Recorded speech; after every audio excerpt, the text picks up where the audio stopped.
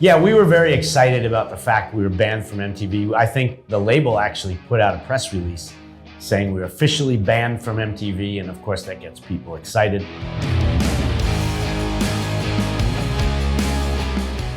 That record came out in 1986.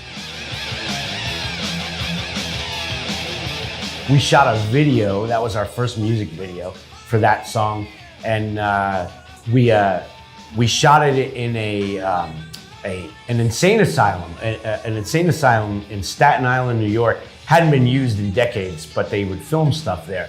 So, and we had a whole bunch of our friends dressed up like patients that would have been living in that hospital.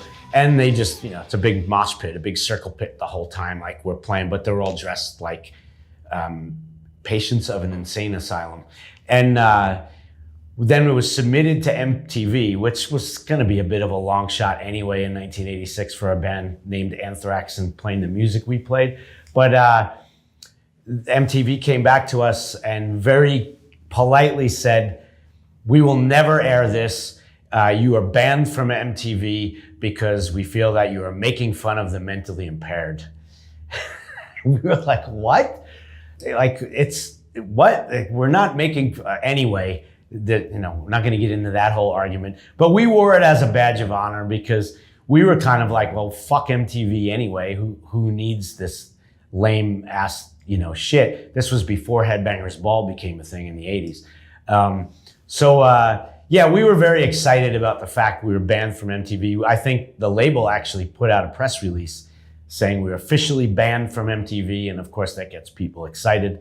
And and Madhouse it was our first hit, let's say. It became a really big song for us, a bit of an anthem, I guess, really, I think just really caught on in a big way, and again, opened the door a little bit farther for us to be able to step through. Over 20 years later, it's still never left the band's set list. It's our most streamed song. We have gold discs for single sales. It's a very special song for us, for me personally.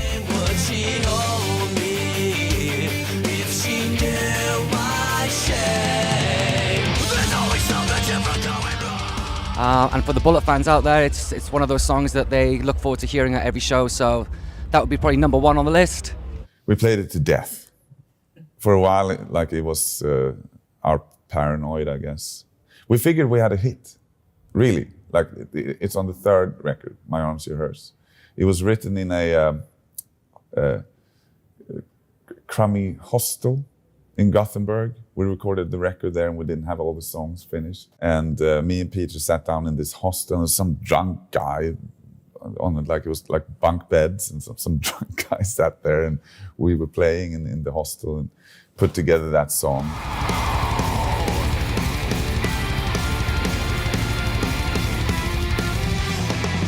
I think it's also the first song that we used to drop D, so get a heavier kind of guitar tone.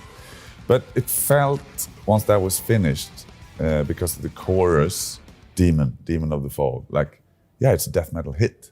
Yeah. And it kind of, in a very, very, very, very small scale, became a little bit of a hit song for us. And when we play it now, the reaction from the crowd is guaranteed to be positive. It's also a good song. I think it still has stuff that I can relate to. It's a bit patchy, but not shit. We started playing it to death because we thought it was going to be a hit, or thought that it was a hit. I mean, we're a death metal band. We don't there's not going to be any hits on the horizon, but in our little world. But possibly, since we played it so much, people have heard it live. But it was from the get-go when that record came out, it was popular, that song. It was something that stood out. That mid breakdown or whatever you call it, with a 12-string guitar. But that recording was chaotic, and it was the first record for Martin Lopez, and we had never really recorded. We did one horrible Iron Maiden cover with him, and he was great, death metal drummer. Yeah, it's shit. The singing is shit. The playing is shit. The only cool thing about that song, the Iron Maiden cover, is that we recorded it with the singer from Nasum, the grindcore band, and he passed away in the tsunami in Thailand. He was killed. And this was right before, so that's my memory about the Maiden song. For that reason, I don't want it undone, so to speak, but it's not very good. As far as I can remember, when we wrote it, we didn't imagine that it could have such a big success. To us, it was sounding good. It was perfect, you know, with the rest of the songs in the record.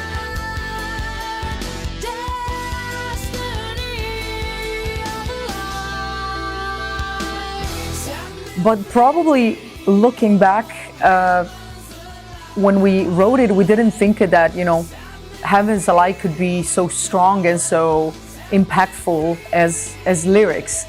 It was sounding good to us. Of course, we were referring to not the religious heaven, but mostly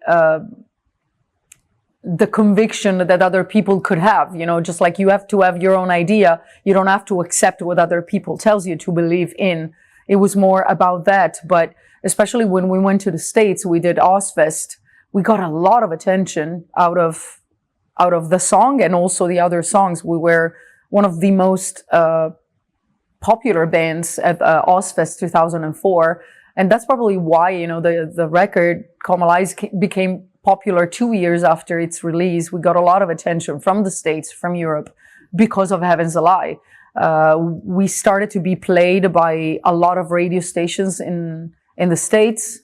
More than 100 radios were playing the song, and all of a sudden we were, you know, leveling up without even noticing. So we never expected to become a radio song in America, you know, because radio was like bands like Stained, Seven Dust, Korn. So it wasn't exactly the same style, you know, and maybe that's why it became actually so successful. And also the title was pretty strong for the American audience. In certain radios, especially in college radios, where very often they're owned by the religious groups or Christian groups, they weren't announcing the song as Heaven's a Lie, but just as a lie, because they couldn't say, because the DJ, they want to play the song and they don't care so much about the problem, you know, but they had to hide it somehow to don't have censor from the owners, you know.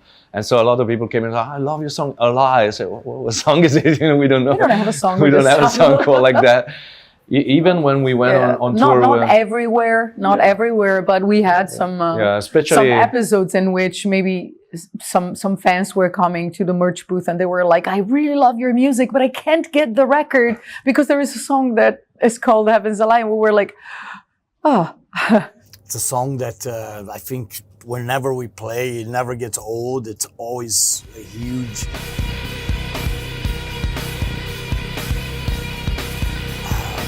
Especially the chorus is such a catchy, almost like a baby lullaby, you know. It's so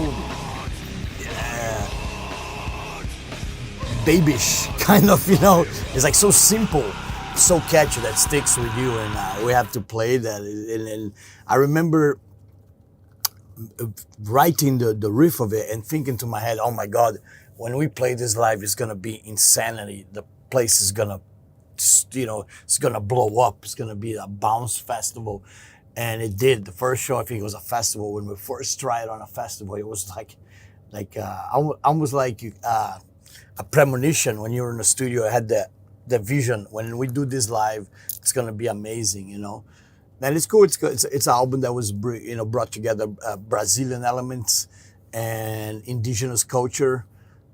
So I think Roots is the perfect kind of like tribal groove song, you know. And it's like, it's catchy, it's simple. It's almost like more or less, you know, working with less gives you more.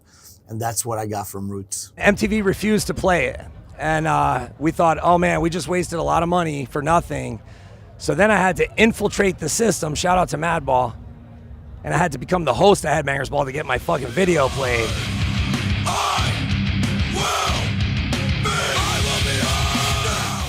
And thank God I did.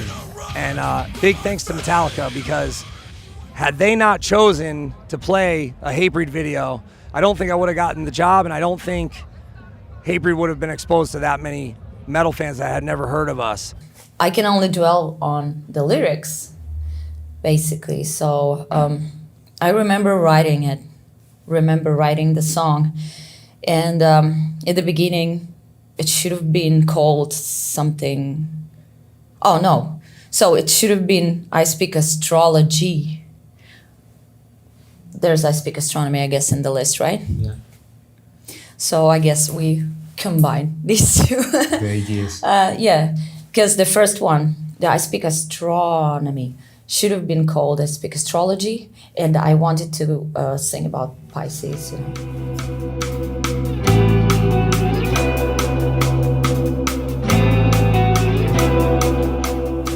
Being a Pisces, being a representative of the zodiac sign, and yeah, so in the at the end, like every time it happens, lyrics write themselves. So I Speak Astronomy became I Speak Astronomy, and the Pisces, I was like, okay, so I guess I should just actually write a song about this sign of zodiac. So yeah, it fell on this melody, and I guess the music video, that's what actually brought attention to the song. Yeah, because it was the last single on King of Everything. And prior to that, we had a couple of already big singles. And we even were not aiming at like this song to become big. It was a simple video just shot in the studio. Yeah, it was like a filler, just like a filler, Yeah. you know, just Wasn't supposed to be big. yeah, kind of low effort video Low effort video in some way. that had a big Explosion, the following, and generally it got viral on YouTube. To be honest, do not believe in astrology There you at go. all. Well, Pisces do. I'm a science Pisces guy, usually and do. I do value the cultural aspect of the whole thing, but it's not for me to believe it. Just because that's like our time-honored track. If we don't play that, people revolt.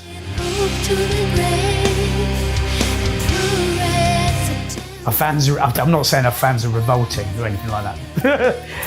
But yes, and then again, another, Danny Jacobs was the director of that. He wanted very something simple and stylish. And yeah, he did it, and it was like a sort of MTV fave for a long time. My mum wants it played at a funeral. Really? Apparently so. But she'll be dead, so we can change the track list.